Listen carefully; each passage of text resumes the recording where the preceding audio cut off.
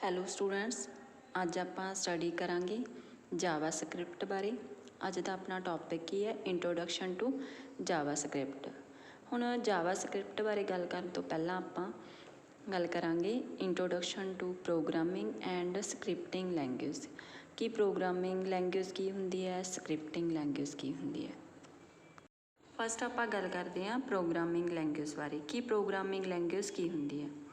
Programming language ਕੀ ਹੈ? ਇੱਕ computer ਦੀ language ਹੈ, ਜਾਂ ਆਪਾਂ ਕਹਿ ਸਕਦੇ ਹਾਂ ਇੱਕ ਕੰਪਿਊਟਰ ਦੀ ਭਾਸ਼ਾ ਹੈ।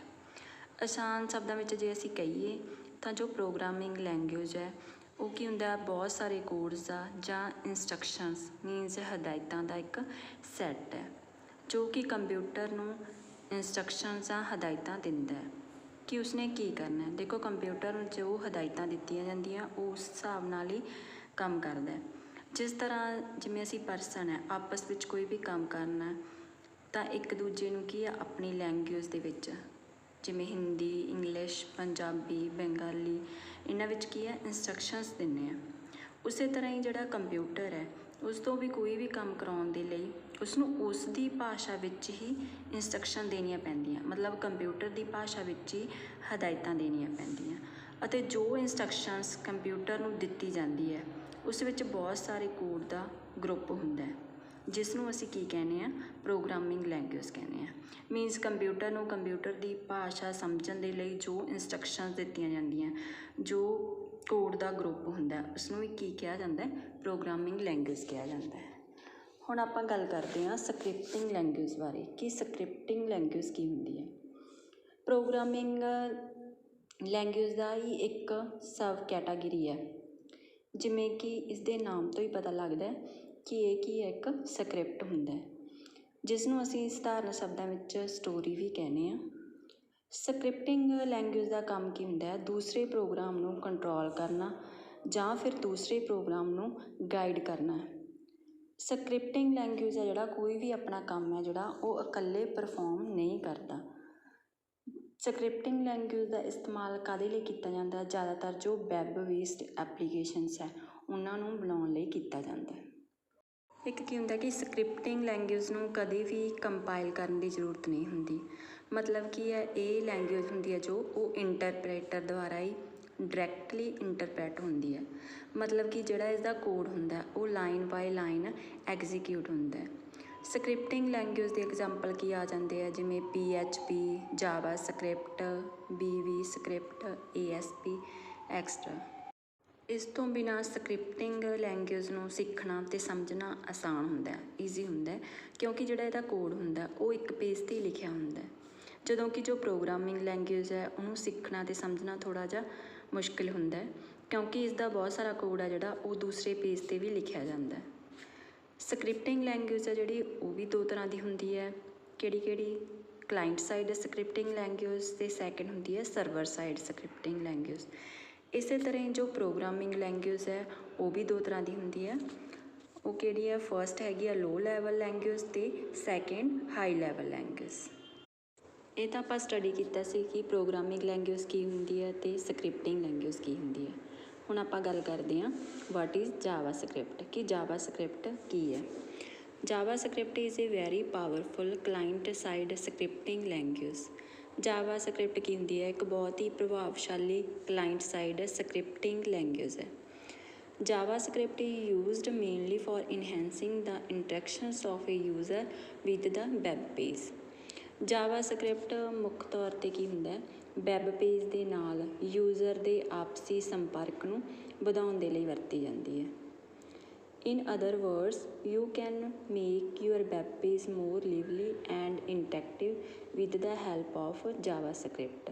ਦੂਜੇ ਸ਼ਬਦਾਂ ਵਿੱਚ ਅਸੀਂ ਕੀ ਕਹਿ ਸਕਦੇ ਹਾਂ ਕਿ ਤੁਸੀਂ ਜਾਵਾ ਸਕ੍ਰਿਪਟ ਦੀ ਮਦਦ ਨਾਲ ਆਪਣੇ ਜੋ ਵੈਬ ਪੇਜ ਹੈ ਉਹਨੂੰ ਵਧੇਰੇ ਰੋਚਕ ਅਤੇ ਸੰਵਾਦਦਾਇਕ ਬਣਾ ਸਕਦੇ ਹੋ। Java script is also being used widely in game development and mobile application development. ਇਸ ਤੋਂ ਬਿਨਾਂ ਜੋ ਗੇਮਸ ਡਿਵੈਲਪਮੈਂਟ ਹੈ ਅਤੇ ਮੋਬਾਇਲ ਐਪਲੀਕੇਸ਼ਨ ਡਿਵੈਲਪਮੈਂਟ ਹੈ ਉਹਦੇ ਵਿੱਚ ਵੀ ਜਾਵਾ ਸਕ੍ਰਿਪਟ ਦੀ ਵਿਆਪਕ ਵਰਤੋਂ ਕੀਤੀ ਜਾ ਰਹੀ ਹੈ। ਨੈਕਸਟ ਆਪਾਂ ਗੱਲ ਕਰਦੇ ਹਾਂ ਜਾਵਾ ਸਕ੍ਰਿਪਟ ਦੀ ਹਿਸਟਰੀ ਬਾਰੇ। ਕਿ ਜਾਵਾ ਸਕ੍ਰਿਪਟ ਦਾ ਇਤਿਹਾਸ ਕੀ ਹੈ। ਜਾਵਾ ਸਕ੍ਰਿਪਟ ਨੂੰ 1995 ਦੇ ਵਿੱਚ ਵਰੇਡਨ ਇੰਚ ਦੁਆਰਾ ਵਿਕਸਿਤ ਕੀਤਾ ਗਿਆ ਸੀ, ਜੋ ਕਿ ਉਸ ਸਮੇਂ ਦੇ ਪ੍ਰਸਿੱਧ ਬਰਾਊਜ਼ਰ ਨੈਟਸਕੇਪ ਵਿੱਚ ਪ੍ਰਗਟ ਹੋਈ ਸੀ। ਲੈਂਗੁਏਜ ਨੂੰ ਸ਼ੁਰੂ ਵਿੱਚ ਕੀ ਕਿਹਾ ਜਾਂਦਾ ਸੀ, ਲਿਬ ਸਕ੍ਰਿਪਟ ਕਿਹਾ ਜਾਂਦਾ ਸੀ, ਅਤੇ ਬਾਅਦ ਵਿੱਚ ਕੀ ਹੋਇਆ, ਜਾਵਾ ਸਕ੍ਰਿਪਟ ਦਾ ਨਾਮ ਦਿੱਤਾ ਗਿਆ। ਮੀਨਸ ਪਹਿਲਾ ਨਾਮ ਇਸ ਦਾ ਲਿਬ ਸਕ੍ਰਿਪਟ ਸੀ ਅਤੇ ਬਾਅਦ ਵਿੱਚ ਇਸ ਨੂੰ ਜਾਵਾ ਸਕ੍ਰਿਪਟ ਦਾ ਨਾਮ ਦਿੱਤਾ ਸੀ। ਬਹੁਤ ਸਾਰੇ ਜਿਹੜੇ ਪ੍ਰੋਗਰਾਮਰ ਹੈ ਉਹ ਸੋਚਦੇ ਹੈ ਕਿ ਜਾਵਾ ਸਕ੍ਰਿਪਟ ਅਤੇ ਜਾਵਾ ਜੋ ਹੈ ਉਹ ਇੱਕੋ ਹੀ ਹਨ। ਦਰਅਸਲ ਕੀ ਹੁੰਦਾ ਹੈ, ਜਾਵਾ ਸਕ੍ਰਿਪਟ ਅਤੇ ਜਾਵਾ ਬਹੁਤ ਜ਼ਿਆਦਾ ਸੰਬੰਧ ਨਹੀਂ ਰੱਖਦੇ। ਜਾਵਾ ਕੀ ਹੈ, ਇੱਕ ਬਹੁਤ ਹੀ ਗੁੰਝਲਦਾਰ ਪ੍ਰੋਗਰਾਮਿੰਗ ਲੈਂਗੁਏਜ ਹੈ, ਜਦੋਂ ਕਿ ਜਾਵਾ ਸਕ੍ਰਿਪਟ ਸਿਰਫ ਕੀ ਹੈ, ਇੱਕ ਸਕ੍ਰਿਪਟਿੰਗ ਲੈਂਗੁਏਜ ਹੈ। ਜਾਵਾ ਸਕ੍ਰਿਪਟ ਦਾ ਜਿਹੜਾ ਸਿੰਟੈਕਸ ਹੈ ਉਹ ਜ਼ਿਆਦਾਤਰ ਪ੍ਰੋਗਰਾਮਿੰਗ ਭਾਸ਼ਾ ਜੋ ਸੀ ਹੈ ਉਹਦੇ ਦੁਆਰਾ ਕੀ ਹੁੰਦਾ ਹੈ, ਪ੍ਰਭਾਵਿਤ ਹੁੰਦਾ ਹੈ। ਨੈਕਸਟ ਆਪਾਂ ਗੱਲ ਕਰਦੇ ਹਾਂ how to run Java script, means Java script ਕਿਵੇਂ ਚਲਾਉਣੀ ਹੈ। Being a scripting language, Java script can not run on its own. Scripting ਭਾਸ਼ਾ ਹੋਣ ਕਰਕੇ ਜਾਵਾ ਸਕ੍ਰਿਪਟ ਹੈ ਜੋ ਉਹ ਆਪਣੇ ਆਪ ਨਹੀਂ ਚੱਲ ਸਕਦੀ। ਮੀਨਸ ਅਸੀਂ ਪਹਿਲਾਂ ਵੀ ਗੱਲ ਕੀਤੀ ਸੀ ਕਿ ਜੋ ਸਕ੍ਰਿਪਟਿੰਗ ਲੈਂਗੁਏਜ ਹੁੰਦੀ ਆ ਉਹ ਆਪਣੇ ਆਪ ਕੋਈ ਵੀ ਕੰਮ ਪਰਫੋਰਮ ਨਹੀਂ ਕਰਦੀ। In fact the browser is responsible for running Java script code. ਇਹਦੇ ਵਿੱਚ ਦਰਅਸਲ ਕੀ ਹੁੰਦਾ, ਜੋ ਬਰਾਊਜ਼ਰ ਹੁੰਦਾ ਉਹ ਜਾਵਾ ਸਕ੍ਰਿਪਟ ਜਿਹੜਾ ਕੋਡ ਹੈ ਉਸਨੂੰ ਚਲਾਉਣ ਦੇ ਲਈ ਜ਼ਿੰਮੇਵਾਰ ਹੁੰਦਾ। When a user request an HTML page with JavaScript in it, the script is sent to browser and it is up to the browser to execute it। Means ਕੀ ਹੈ ਕਿ ਜਦੋਂ ਕੋਈ ਯੂਜ਼ਰ ਇਸ ਵਿੱਚ ਜਾਵਾ ਸਕ੍ਰਿਪਟ ਦੇ ਨਾਲ ਇੱਕ HTML ਪੇਜ ਦੀ ਰਿਕੁਐਸਟ ਕਰਦਾ ਹੈ ਅਤੇ ਇਸ ਨੂੰ ਚਲਾਉਣ ਦੇ ਲਈ ਇਹ ਬਰਾਊਜ਼ਰ ਉੱਤੇ ਨਿਰਭਰ ਕਰਦਾ। ਜਾਵਾ ਸਕ੍ਰਿਪਟ ਦਾ ਮੁੱਖ ਫਾਇਦਾ ਕੀ ਹੈ ਕਿ ਜੋ ਸਾਰੇ ਆਧੁਨਿਕ ਵੈਬ ਬਰਾਊਜ਼ਰ ਹੈ ਜਾਵਾ ਸਕ੍ਰਿਪਟ ਦਾ ਸਮਰਥਨ ਕਰਦੇ ਹੈ। So you do not have to worry about whether your site visitor uses Internet Explorer, Google Chrome, Firefox ਔਰ ਐਨੀ ਅਦਰ ਬਰਾਊਜ਼ਰ। ਇਸ ਲਈ ਤੁਹਾਨੂੰ ਇਸ ਬਾਰੇ ਚਿੰਤਾ ਕਰਨ ਦੀ ਜ਼ਰੂਰਤ ਨਹੀਂ ਕਿ ਤੁਹਾਡੀ site visitor internet Explorer, Google Chrome, Firefox ਜਾਂ ਕੋਈ ਹੋਰ ਬਰਾਊਜ਼ਰ ਵਰਤਦਾ ਹੈ।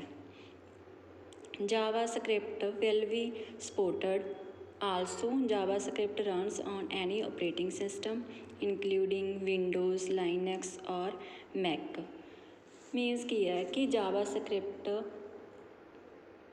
ਵਿੰਡੋਜ਼, ਲਾਈਨੈਕਸ ਜਾਂ ਮੈਕ ਸਮੇਤ ਕਿਸੇ ਵੀ ਓਪਰੇਟਿੰਗ ਸਿਸਟਮ 'ਤੇ ਚੱਲਦੀ ਹੈ। ਮੀਨਸ ਇਹਦੇ ਲਈ ਕੋਈ ਖਾਸ ਓਪਰੇਟਿੰਗ ਸਿਸਟਮ ਦੀ ਜ਼ਰੂਰਤ ਨਹੀਂ, ਇਹ ਸਾਰੇ ਹੀ ਓਪਰੇਟਿੰਗ ਸਿਸਟਮ 'ਤੇ ਰਨ ਕੀਤਾ ਜਾ ਸਕਦਾ ਇਸ ਨੂੰ। JavaScript overcomes the main disadvantage of VBA script which is limited to just IE। Means ਕੀ ਹੈ ਕਿ JavaScript ਨੇ ਕੀ ਕੀਤਾ ਹੈ, ਜੋ VB ਸਕ੍ਰਿਪਟ ਦੇ ਵਿੱਚ ਡਿਸਐਡਵਾਂਟੇਜ ਸੀ, ਮਤਲਬ ਜੋ ਉਸਦਾ ਨੁਕਸਾਨ ਸੀ ਉਸ ਨੂੰ ਕੀ ਕੀਤਾ, ਓਵਰਕਮ ਕੀਤਾ। ਕਿਉਂ, ਉਹ ਸਿਰਫ ਕੀ ਕਰਦਾ IE 'ਤੇ ਹੀ ਉਹਨੂੰ ਰਨ ਕੀਤਾ ਜਾ ਸਕਦਾ ਹੈ, ਪਰ ਜੋ ਜਾਵਾ ਸਕ੍ਰਿਪਟ ਹੈ ਉਸਦੇ ਲਈ ਕਿਸੇ ਵੀ ਓਪਰੇਟਿੰਗ ਸਿਸਟਮ 'ਤੇ ਉਹਨੂੰ ਚਲਾਇਆ ਜਾ ਸਕਦਾ ਅਤੇ ਕਿਸੇ ਵੀ ਬਰਾਊਜ਼ਰ 'ਤੇ ਆ ਜਿਹੜਾ ਉਹਨੂੰ ਉਹਦੇ ਲਈ ਵਰਤਿਆ ਜਾ ਸਕਦਾ। ਸੋ ਸਟੂਡੈਂਟਸ, ਅੱਜ ਦਾ ਆਪਣਾ ਟੋਪਿਕ ਸੀਗਾ ਜਾਵਾ ਸਕ੍ਰਿਪਟ ਕੀ ਹੈ, ਪ੍ਰੋਗਰਾਮਿੰਗ ਲੈਂਗੁਏਜ ਕੀ ਹੁੰਦਾ ਅਤੇ ਸਕ੍ਰਿਪਟਿੰਗ ਲੈਂਗੁਏਜ ਕੀ ਹੁੰਦਾ। So thank you for watching.